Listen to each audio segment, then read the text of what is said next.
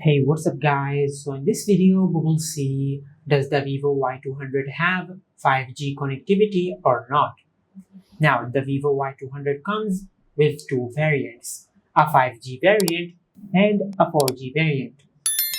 And as you can see, we currently have the 4G variant.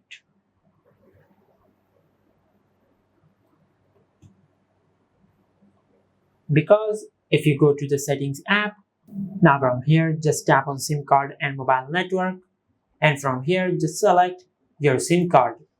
And from here, if you scroll down and tap on preferred network type, you can see there is no option for 5G, which means that I have the 4G variant. And this is how you can check if the Vivo Y200 have 5G connectivity or not. If you found this video helpful, please like the video and subscribe to our channel and hit the bell icon to get notified when we upload a new video.